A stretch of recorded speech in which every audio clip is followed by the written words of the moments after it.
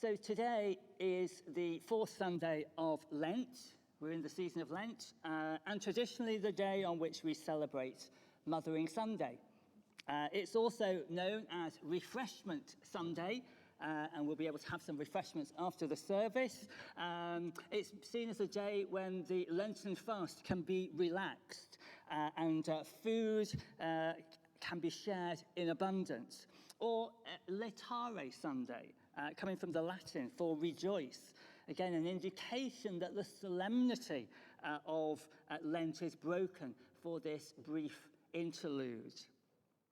However, in the United States of America, Mother's Day is celebrated in May and finds its beginnings coming from a woman whose name was Anna Jarvis, who wanted to remember and celebrate her own mother and to give thanks for mums and for all that they do.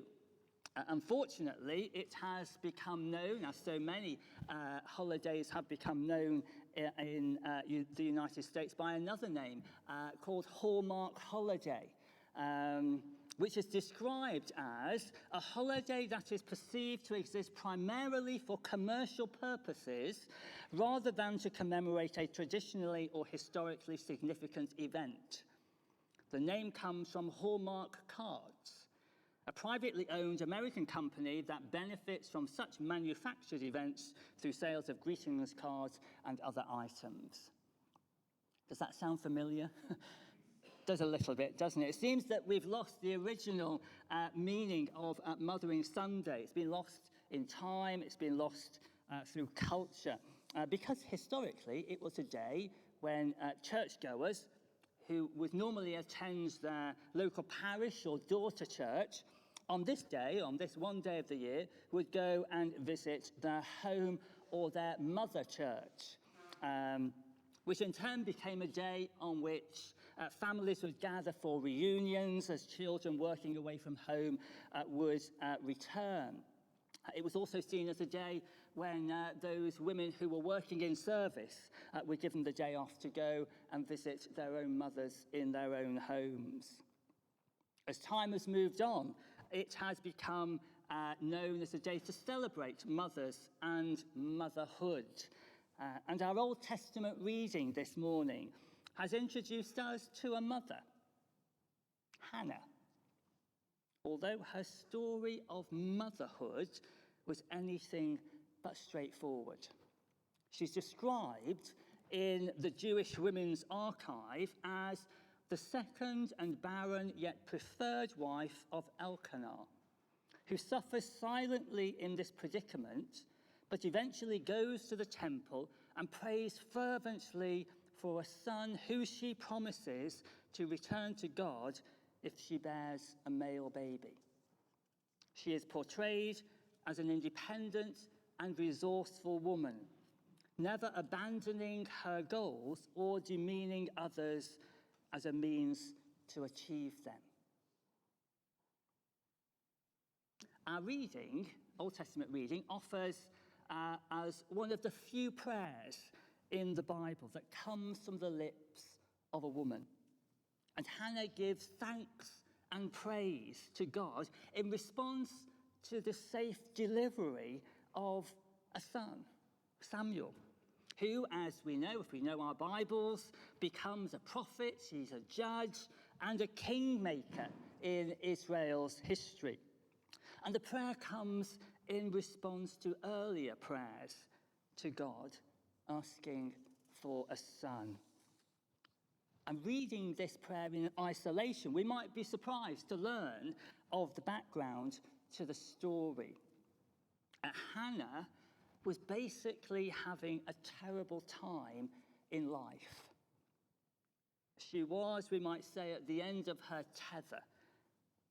First Samuel, the chapter previous to the one that we have heard from this morning, the first chapter of First Samuel, tells us of the story that lay behind Hannah's prayer.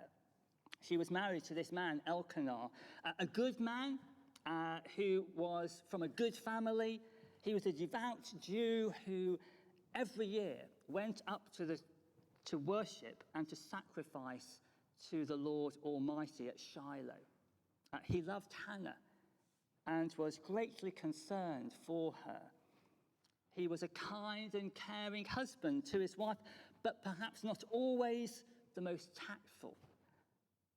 And this account is set in a vastly different age and culture to the one in which we live today. And we learn that Elkanah had more than one wife. He was married to Hannah and he was married to Peninnah.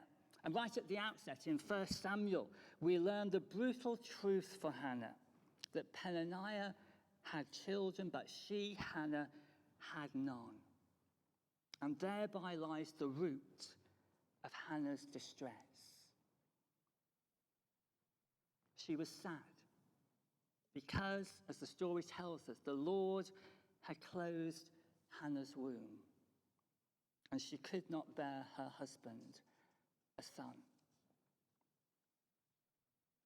But the problem for Hannah was made even worse by the fact that Peninnah kept provoking her in order to irritate her, the Bible tells us.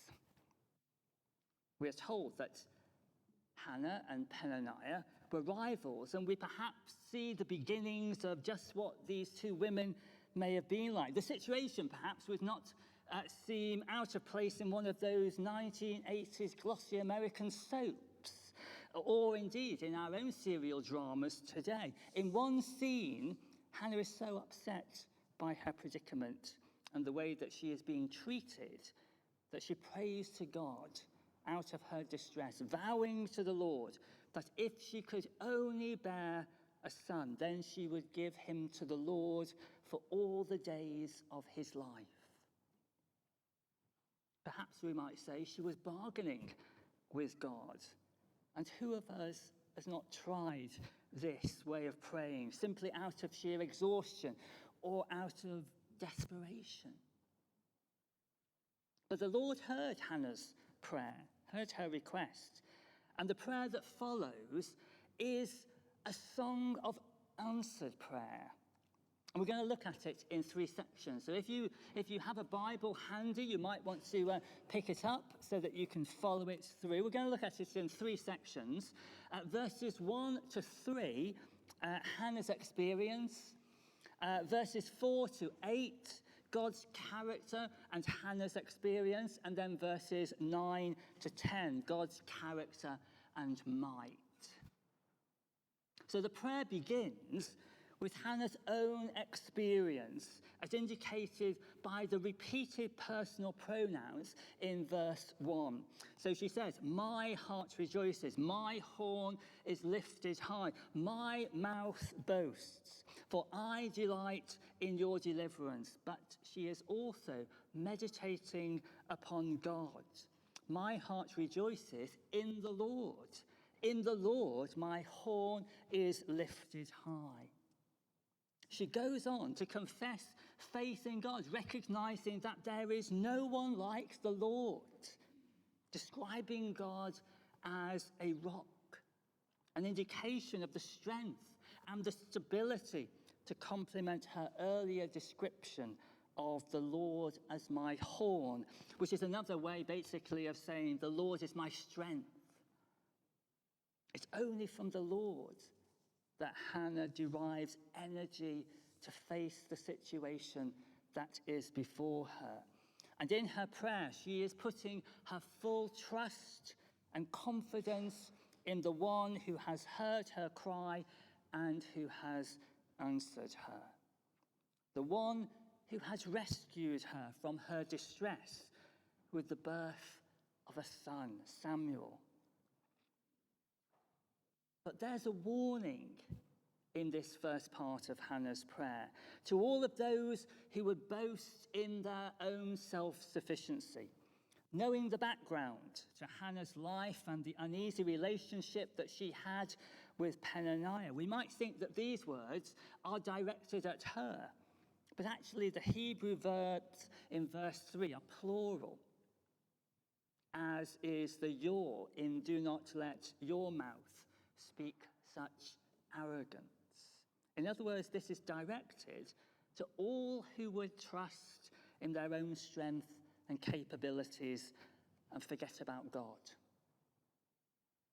But perhaps the most revealing and somber phrase of this part of Hannah's prayer is found in her words. For the Lord is a God who knows, and by him deeds are weighed. Sobering words for all of us whenever we try and hide something from the Lord, whenever we try and disguise our motives, whenever we try to conceal our true selves from the Lord knows. The Lord knows your heart and my heart. Hannah glories in God's character, his holiness, his uniqueness, his strength, his knowledge, his justice. She brings all that she knows about God and applies it to her own life. And so finds joy in him, finds strength in him, finds courage to face those who oppose her.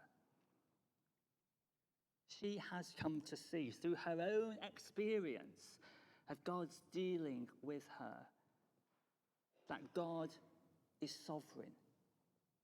God rules the world. And this is that she picks up in the second part of her prayer in verses 4 to 8. And as we think about this second section, we have to turn to the last part of it first, verse 8. And hear that it is the Lord who has laid the foundations of the world. Now we know, don't we, that foundations are important. They're important things to have. There are and there have been many DIY programs on the television of recent past. It's not one of my strongest abilities. If any of you know me, you'll know that DIY and me do not mix. Although I'll happily admit that I did manage to unblock the wash hand basin in the downstairs loo at home this week, so I'm rather proud of that. But there we go, that's an aside. And I've seen in the past TV programs like Homes Under the Hammer and Grand Designs. And the one thing that is always uppermost in the minds of those who are buying properties to improve is, are the foundations good? Are the foundations good? For there's no point, is there, in spending huge amounts of money on a property only to be told that actually the foundations are unstable and the property is unsafe and will have to be demolished. Here in Hannah's prayer, it's been likened to a song of thanksgiving. She is praising God for the foundations upon which he has built the world and everything in it, including you and me. Having declared that nothing appears or happens that is beyond the scope and judgment of God, God is the all-knowing and all-seeing God of creation. The claim is made specific in verses 4 and 5. Hannah puts before us in this prayer God's view of the social imbalances of the life known to us all. So in verse 4, between the strong and the weak.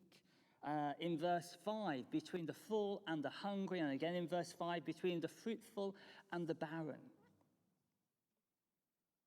In the usual run of things, it's the strong, isn't it? It's the full, it's the fruitful who are all dominant. And this position is taken for given. It's the norm. But with God, things are different. For the Lord is a God who knows.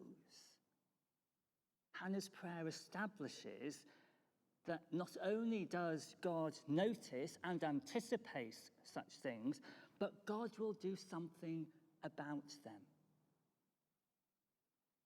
In the Lord, it's the poor and the weak that God hears and raises up. God will overcome and overturn such normal situations, and the world will be reordered because there is no one holy like the Lord.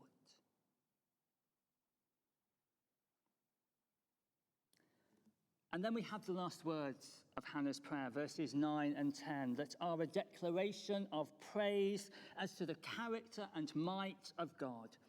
Sometimes it can feel, can't it, like everything is out of control, that there is no one in authority, overall authority, of the events that are taking place in the world today, yesterday, tomorrow. It feels like we're living on unsound and shaky ground without foundations, if you like. But Hannah's words are a reminder that God is the judge who will deal with those who follow him and are his people, and with those who are opposed to his will. She said in her prayer, "The Lord will judge the ends of the earth." But there's also, too, a note of the prophetic in Hannah's prayer, right at the end when she declares, "He will give strength to his king." An anticipation that kingship is on the horizon. And isn't this fulfilled through her own son, Samuel, born to Hannah out of the grief and anguish that she had, given to the Lord for his whole life, but who would play a vital role in establishing the monarchy in Israel and bringing a king. It's Samuel who anoints Saul and then David to be king over Israel. But we also may see a glimmer way back in the midst of time of the coming of Jesus in the prayer of Hannah. For ultimately her expectation finds fulfillment in Jesus as king and his complete triumph over the enemies of God on the cross and his subsequent resurrection. There God overcomes and overturns the greatest of enemies, death itself. The Old Testament scholar and theologian Walter Brueggemann, in his book, Great Prayers of the Old Testament, says of Hannah's prayer, "Such an act of praise puts a praying people into a zone of wonderment, astonishment, and expectation." He says, "It is wonder that the world can and will be changed toward life. It is an astonishment that the world can and will be changed beyond our explanatory categories. And it is an expectation that human agents may participate in divinely willed social transformation." In other words, to you and me, mission and ministry as the people of God. He goes on to say this: every time it enters this zone of doxological amazement, the church echoes the cadences of Hannah. Hannah holds this little baby and anticipates a new ordering of the world. And centuries later, another mother holds in her arms another baby who would change completely the world forever. For in Jesus Christ, this new ordering of the world is not just a hopeful longing, but a lived reality. Hannah's prayer is a song of thanksgiving, praising God for his answer to her prayer for a son. Its theme is her confidence in God's sovereignty and her thankfulness for everything he has done. And like Hannah, we too can be confident of God's ultimate control over all of the events of life, our own lives included, leading us to praise and prayers of thanksgiving and gratitude to God for the many ways in which he has blessed us. Amen.